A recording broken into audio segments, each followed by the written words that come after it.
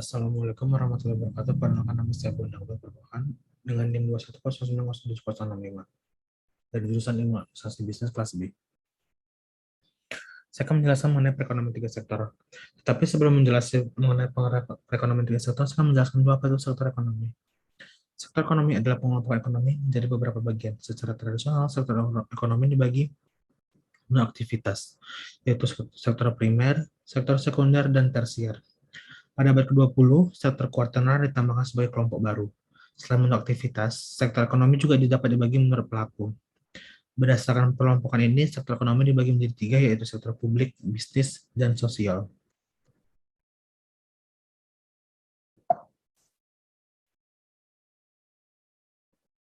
Selanjutnya, apa itu perekonomian tiga sektor?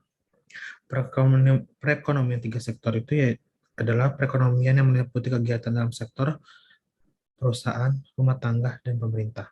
Pada perekonomian tiga sektor mencoba menambahkan sektor pemerintah dalam analisis ekonominya. Dengan begitu, dalam menganalisis perekonomian tiga sektor, pada hakikatnya akan diperlihatkan peranan dan pengaruh pemerintah atas kegiatan dalam suatu perekonomian. Perekonomian tiga sektor pada juga mencoba melihat bagaimana peran pemerintah dalam perekonomian suatu negara. Perlu diketahui pula bahwa perekonomian tiga sektor ini disebut sebagai perekonomian tertutup. Hal tersebut karena diasumsikan bahwa perekonomian ini tidak berinteraksi dengan dunia internasional, interaksi ekonomi yang terjadi dalam negeri. Artinya, barang atau jasa hanya diproduksi dalam negeri dan hanya akan dikonsumsi oleh sektor rumah tangga dalam negeri. Tidak ada kegiatan ekspor maupun impor, sehingga tidak ada interaksi dengan pihak luar negeri.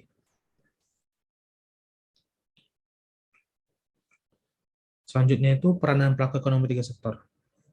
Ada tiga pelaku peran dalam perekonomian tiga sektor, yaitu rumah tangga, perusahaan, dan pemerintah.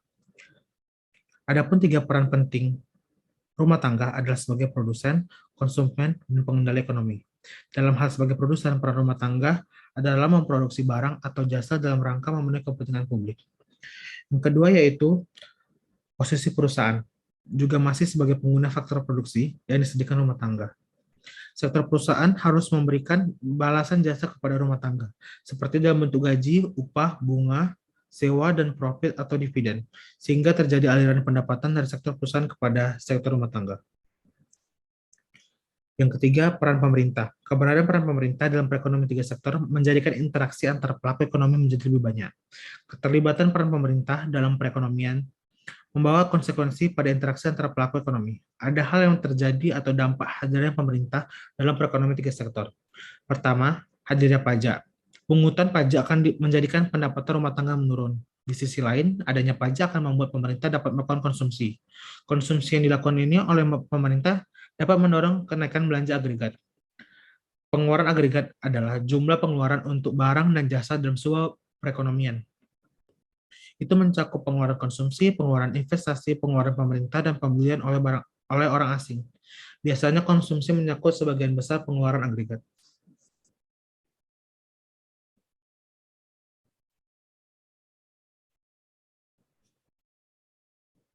Selanjutnya yaitu siklus aliran pendapatan perekonomian tiga sektor. Siklus aliran pendapatan perekonomian tiga sektor dapat disimpulkan seperti ini, yaitu pembayaran pajak kepada pemerintah yang dilakukan oleh rumah tangga dan juga perusahaan menimbulkan pendapatan bagi pemerintah. Yang kedua, pemerintah mengeluarkan dana ke sektor perusahaan untuk pengeluaran berupa barang dan juga jasa. Lalu pemerintah mengalirkan pendapatan kepada sektor rumah tangga atas pembayaran faktor produksi yang dimiliki oleh rumah tangga, contoh seperti gaji dan juga sewa.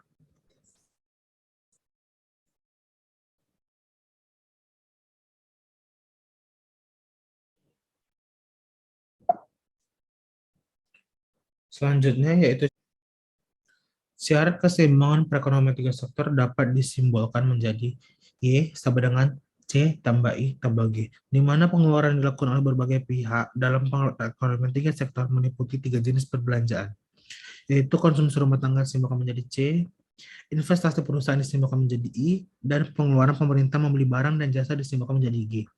Dengan demikian, perekonomian tiga sektor akan seimbang pada pendapatan nasional apabila penawaran agregat sama dengan pemerintahan agregat, atau di mana Y adalah penawaran agregat dan C tambah I tambah G adalah pemerintahan agregat.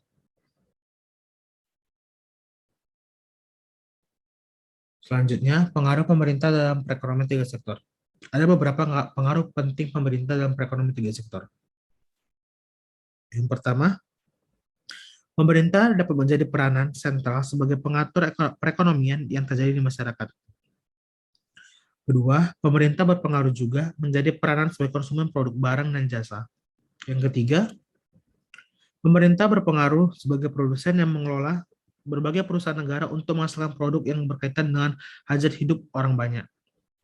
Yang keempat, pemerintah juga berpengaruh untuk menarik pajak dari setiap wajib pajak untuk mempertahankan stabilitas ekonomi negara. Yang kelima, pengawas. Untuk mengawasi roda perekonomian dalam suatu negara dengan berpedoman pada peraturan dan perundang-undangan yang ada. Yang keenam, pengatur. Orang atau badan yang bertugas mengendalikan jalannya suatu aktivitas. Yang ketujuh, sebagai pengelola, seseorang terlibat dalam proses yang memberikan pengawasan pada semua hal yang terlibat dalam pelaksanaan kebijakan dan pencapaian tujuan. Yang kedelapan, sebagai produsen, dalam ekonomi adalah orang yang menghasilkan barang dan jasa untuk dijual atau dipasarkan. Yang kesembilan itu konsumen. Orang yang memakai atau memanfaatkan barang dan jasa hasil produksi untuk memenuhi kebutuhan. Yang kesepuluh atau yang terakhir, pemerintah sebagai regulator. Yang kesepuluh, pemerintah sebagai regulator. Kewenangan yang dimiliki oleh pemerintah untuk membuat peraturan agar roda perekonomian dapat berjalan dengan baik.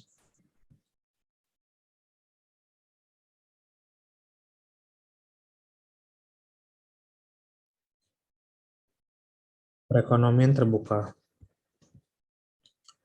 Perekonomian terbuka merupakan suatu kegiatan ekonomi yang berkegiatan dalam bertransaksi ekspor dan impor dengan pihak luar negeri atau yang biasa disebut dengan perdagangan internasional. Penerapan ini membuat masyarakat bisa saling berinteraksi dengan lingkungan luar negeri baik secara langsung maupun melalui perantara.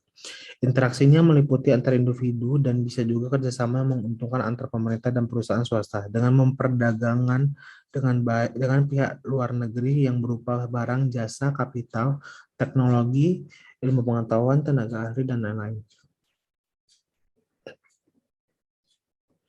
Lalu, manfaat perekonomian terbuka. Perekonomian terbuka bermanfaat agar bisa memperluas pasar produk, barang, ataupun jasa perusahaan dalam negeri untuk mengurangi tingkat pengangguran yang makin banyak di masyarakat Indonesia. Karena semakin banyak lowongan pekerjaan bagi masyarakat atas perluasan usaha yang semakin banyak juga di dalam negeri dan bisa juga memberikan kesempatan memperoleh pekerjaan dari luar negeri.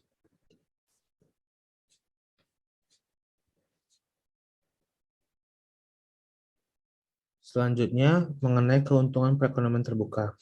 Beberapa keuntungan yang bisa didapatkan dari negara dengan menetapkan sistem perekonomian terbuka antara lain sebagai berikut. Yang pertama itu memperluas pasar produk barang atau jasa yang dihasilkan perusahaan dalam negeri. Yang kedua, dapat mengurangi tingkat pengangguran di negara.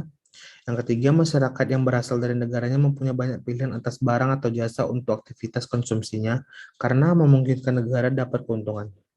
Lalu masyarakat yang dapat keuntungan untuk bisa menyimpan uangnya sebagai tabungan atau investasi.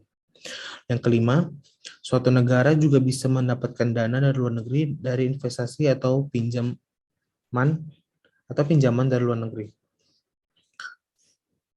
Mekanisme perekonomian terbuka bisa disebut juga dengan perekonomian 4 sektor yang terdiri dari sektor rumah tangga, sektor perusahaan, sektor pemerintah, dan sektor luar negeri. Perekonomian terbuka merupakan sistem ekonomi yang melakukan kegiatan ekspor dan impor dengan negara lain di dunia ini.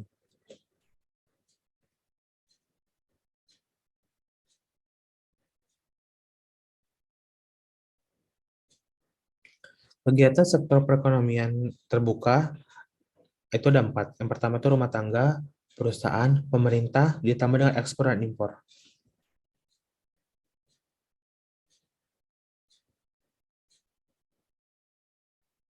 Mengenai ekspor dan impor, saya akan menjelaskan sedikit mengenai ekspor dan impor. Ekspor merupakan kegiatan menjual barang atau jasa ke luar negeri. Ekspor merupakan salah satu jenis pengeluaran agregat yang dapat mempengaruhi tingkat pendapatan nasional yang akan dicapai oleh suatu negara. Suatu negara yang melakukan ekspor barang atau jasa ke negara lain pastinya harus harus memiliki dan memproduksi barang dan jasa melebihi dari jumlah produksi yang diperlukan dalam negeri tersebut. Lalu mengenai impor, impor merupakan kegiatan membeli barang dari luar negeri. Faktor yang mempengaruhi impor adalah kemampuan negara tersebut untuk membayar barang impor. Semakin tinggi kemampuan membayarnya, maka semakin tinggi impor yang dapat dilakukan. Tinggi rendahnya daya beli suatu negara dipengaruhi oleh tingkat pendapatan nasional. Oleh karena itu, tinggi rendahnya impor suatu negara juga ditentukan oleh besar kecilnya pendapatan nasional di suatu negara tersebut.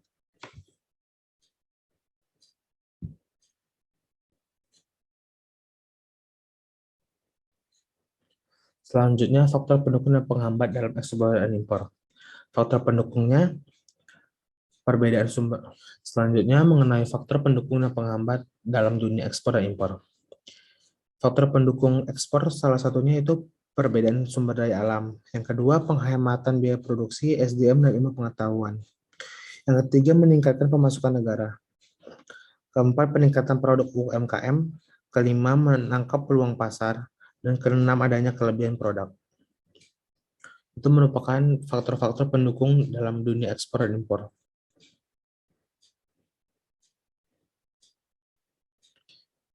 Faktor penghambatnya, kebijakan ekonomi dan politik internasional menjadi salah satu hambatan perdagangan internasional. Yang kedua itu perbedaan nilai mata uang, dan terakhir itu birokrasi yang bertele-tele.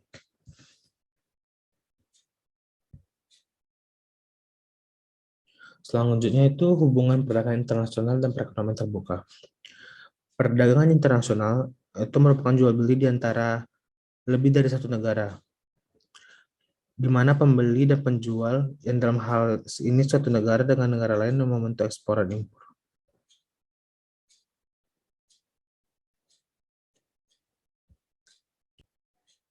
Selanjutnya mengenai faktor pendukung dan penghambat dalam dunia ekspor dan impor.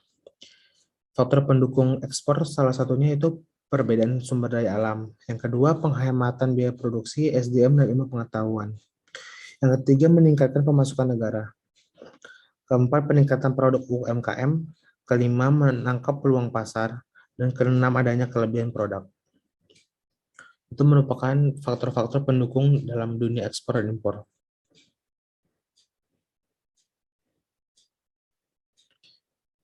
Faktor penghambatnya, kebijakan ekonomi dan politik internasional menjadi salah satu hambatan perdagangan internasional.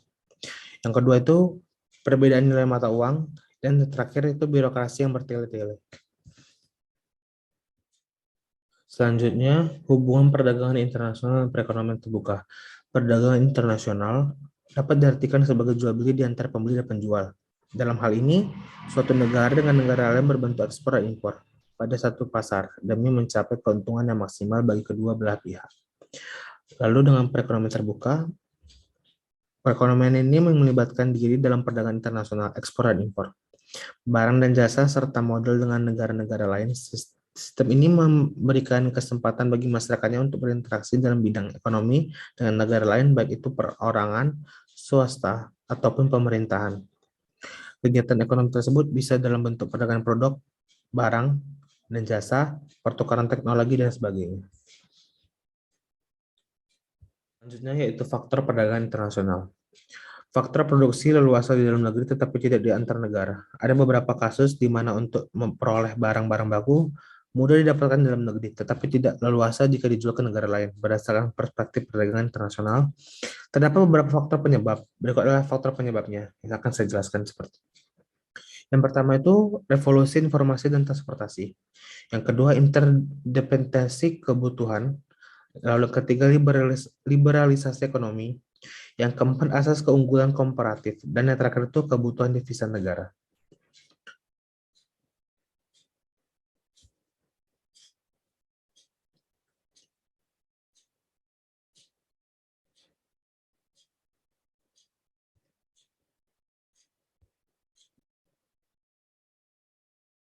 Selanjutnya, faktor perdagangan internasional. Faktor produksi leluasa di dalam negeri tetapi tidak dengan antar negara. Ada beberapa kasus di mana untuk perolehan barang-barang baku mudah didapatkan dalam negeri tetapi tidak leluasa jika dijual ke negara lain. Berdasarkan perspektif perdagangan internasional, terdapat beberapa faktor penyebabnya. Yang pertama itu revolusi informasi dan transportasi. Yang kedua, interdependensi kebutuhan. Yang ketiga, liberalisasi ekonomi. Yang keempat, asas keunggulan komparatif. Dan yang terakhir itu kebutuhan devisa negara.